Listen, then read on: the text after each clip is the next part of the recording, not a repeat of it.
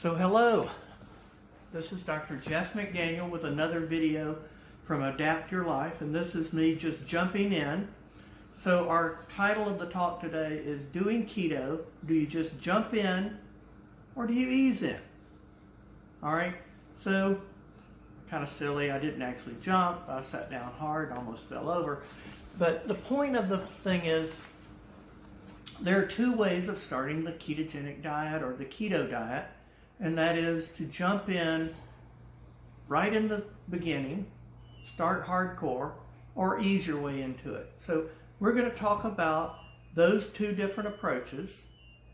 But before we get into that, I just want to say that there was another video that we did for Adapt called Mistakes I Made Doing Keto, so you might be interested in that.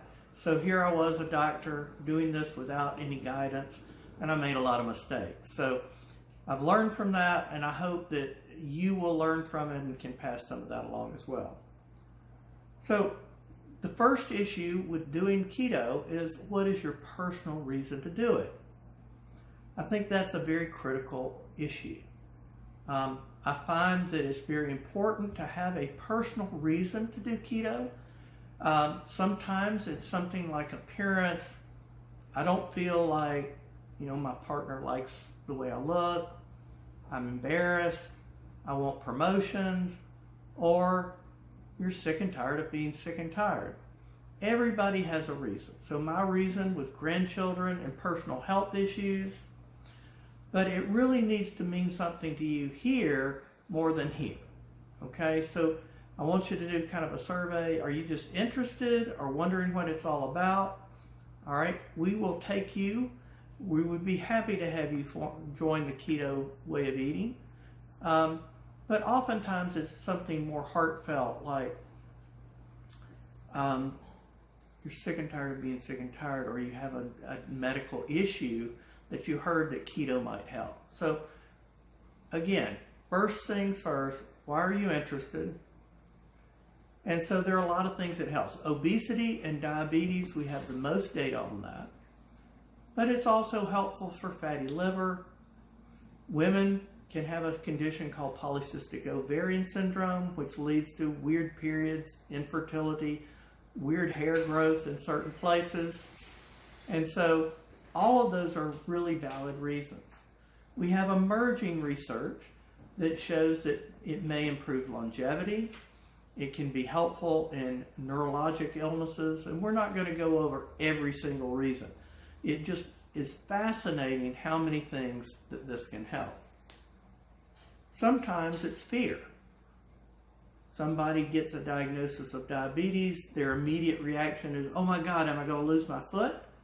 That's another motivation.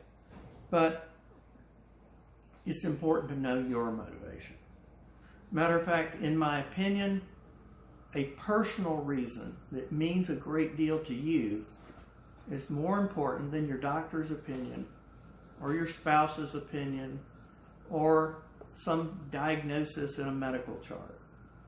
Because we're dealing with something that is a real life issue, and not to come down too heavy, but things like diabetes and obesity, these are things that have gone up 700% since 1960. And yes, they can kill, so it's very serious. Now, next, you would like, okay, I'm interested because I just heard it's a fad. Well, that's fine. I'm interested because of diabetes. That's fine. The second question is this: how bad do you want it? If it's not very bad,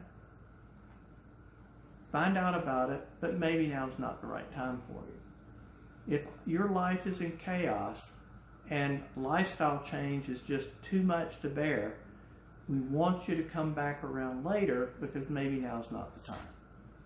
Now, would it make things better? It would make a lot of things better. But if you're not ready to make a significant commitment, because it does involve change, so you have to assess, what is your willingness to change? If it means a lot, if you have a reason, it means a lot, and you're willing to change, it's time. Let's go. Okay? So now you decided you're willing to change. How long are you willing to change for? Now, I will tell you that the preferred way is, hey, this is just your default way of eating for life. Okay, that's the best way. But a lot of people can't handle that right now. So I generally kind of bargain for trying it for a month to 3 months. I prefer people commit to 3 months because then you get to see all the benefits. Okay? So find your reason. You are willing to change, and then at least commit to a period of time that will allow you to see the benefits. So now you're right at the go. Do you jump in? All right, like people jumping in the swimming pool, summer starts, they jump right in the deep end. Some people toe dip. They tip their toe, check the water, walk in from the shallow end, down holding the rail. They get down into the shallow end and they get deeper and deeper and deeper, and finally they kind of dip their head under. So, which is best? Well, it kind of depends on a lot of factors. So, I believe that there are some people who literally are addicted to sugar or addicted to carbohydrates. Now, that is not an official diagnosis, any kind of diagnostic manual. But I believe for some people that's a real thing. So if you are addicted, it's a little bit like smoking.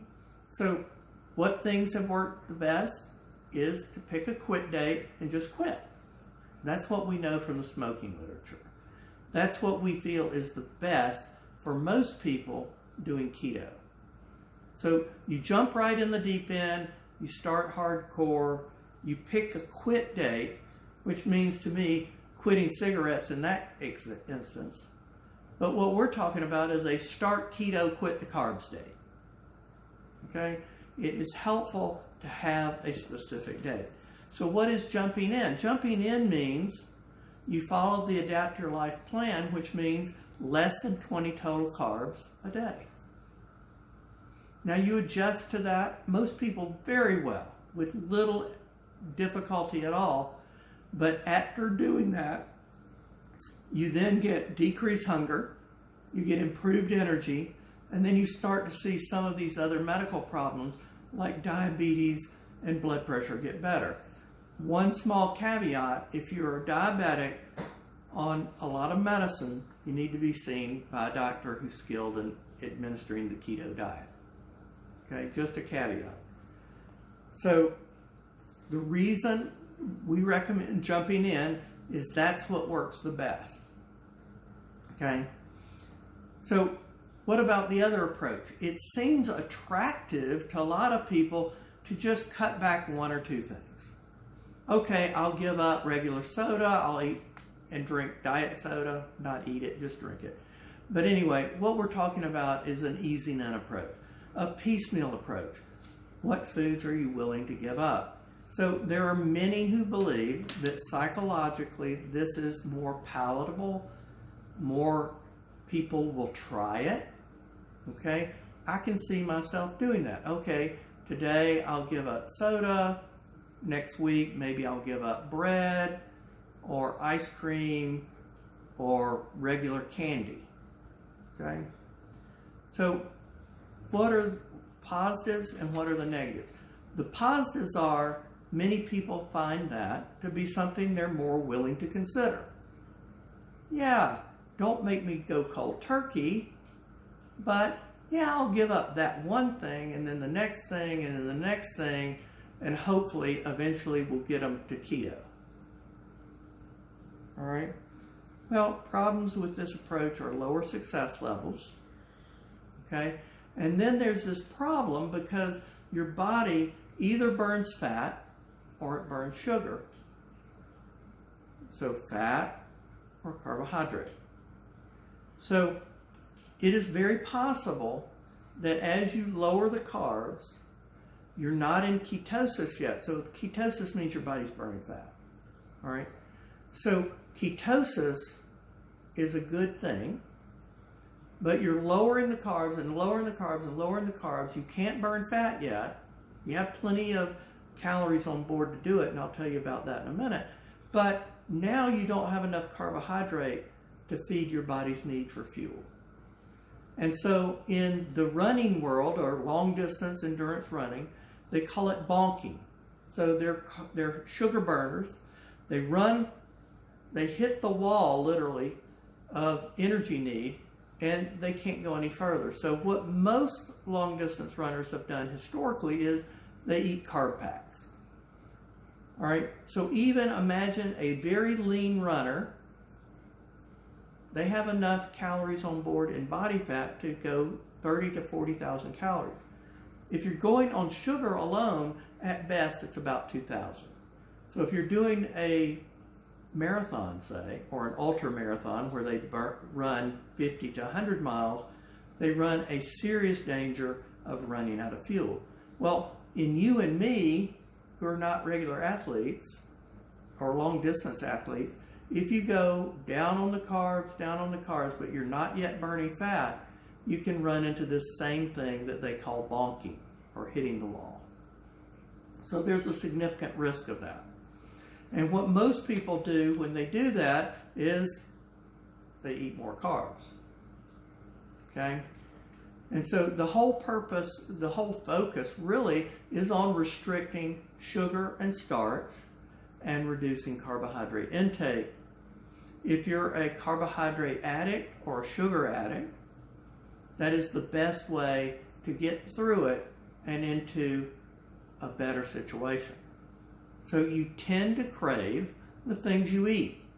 I no longer crave sugar.